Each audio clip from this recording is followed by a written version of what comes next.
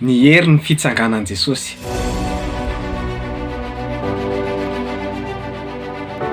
Miarabantsika rehetra tompoko a nahatratra ny Pasika. Ho tahin'Andriamanitra manokana ianao. Ny hery ny fitsanganan Jesosy. Tena zava-dehibe ny dikan'ny fitsanganan Jesosy ary fanalahidy ho antsika ny hery ny fitsanganany tamin'ny maty. Raha misy zany zavatra tokony ho fantatritsika indrindra eto ambonin'ny tany dia ny hery ny fitsanganany tamin'ny maty. Hoy ny ten'Andriamanitra tao amin'ny Filipiana 4:10 mba ho fantatro izy sy ny hery ny fitsanganany tamin'ny maty. Ny hery ny fitsanganan Jesosy dia nandresy ary mpandresy ny hery ny fahafatesana. Profon'izany ny andro Pasika. Noho izany mandresy ny mety endrika fahafatesana rehetra na ao an-trano, na ao am-piasana, na ao amin'ny fandrarana, na eo amin'ny lafim-piainana rehetra ny fitsanganan Jesosy. Velona ary nandresy ny fahafatesana Jesosy. Hanatrika fiainana ianao, hanatrika herinandro vaovao, angatao ny hery ny fitsanganan Jesosy fa hitanao fa hitsangana ny fiainanao. Inona ary ny ao ambadiky ny hery ny fitsanganan Jesosy?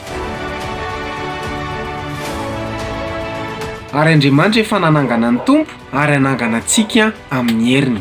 Zany hoe ny herin'ny fanahy masina no ambadiky ny fitsanganan Jesosy. Rehefa miresaka ny herin'ny fitsanganan Jesosy tsika dia miresaka ny herin'ny fanahy masina. Noho izany na mandeha be ny asanao, mandeha ny tokantrano, mandeha tsara ny fidiram-bolanao dia manomboka androany atsoy hatrany ny herin'ny fitsanganan Jesosy. Afaka miteny venao, sorata eo amin'ny commentaire. Amin'ny anaran'i Jesosy tononoko ny fitsangananao ao an-tokantranoko, ao amin'ny asa aman-draharaha, amin'ny fidiram-bola, amin'ny lafim-piainako rehetra tononoko ny fitsanganan Jesosy, ao amin'ny fiangonana misy anay, mba ho fantatrareo ny herin'ny fitsanganan Jesosy. Ivavaka tsika tompo. Sotra fa eto ny herin'ny fitsangananao ary ikasika ny tokantrano tsirairay avy, ikasika ny asa aman-draharaha, ny lafim-piainana rehetra ary mangataka amin'izao fotoana izao ny fidiram-bola ny tsirairay avy izay manaraka ho kasihany ny herin'ny fitsangananao amin'ny anaran'i Jesosy.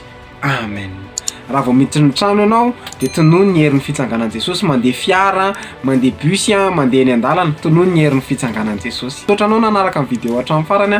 Raha nahafinaritra anao ny vidéo dia aza misalasala, mi-like, sy mi-commenter, sy mi-partager dia manome fotoana antsika amin'ny herin'ny an'ito izao indray. Veloma tompoko.